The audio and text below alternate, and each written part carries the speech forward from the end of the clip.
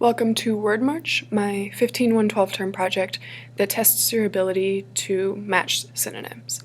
So to start, we're going to go through the instructions, and the goal is to get from the top row to the bottom row by connecting words that are synonyms. And you are given a definition to begin with that helps you pick your first word, and from that first word, you select your chain of synonyms to get to the bottom. If the word is correct, it shows up in green. Available next moves show up in blue, and you win a point, and incorrect selections will lose a point and show up in red. The goal is to get from one end to the other before the timer expires and without scoring below 0. And if you do win, you can go on to the next level. There are a total of 5 levels, and win or lose, you can click on words to find their meaning and keep clicking to cycle through their meanings.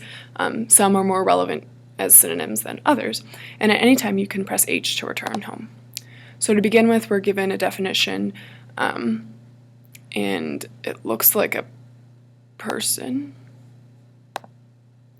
Alright, so our first selection was wrong and it turned up red, but our next selection was green. And if your first selection is wrong, you will not lose a point because you would immediately lose the game.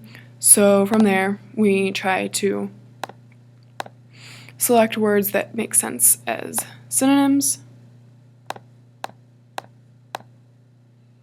Once again, incorrect words show up in red and we lose a point. And if we get to the end, we win. And we can click on a word to see its definition. And if it has multiple definitions like this one does, we can keep clicking. And we press N to go to the next level. And we can start all over again. Perfect. So now we're on level 2 and the word should be slightly harder. So we pick our first word.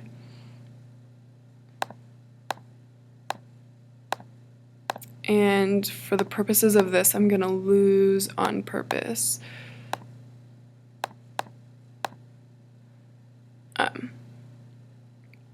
So you see that when we do lose, the correct path shows up in green, and we can still click on words to find their definitions.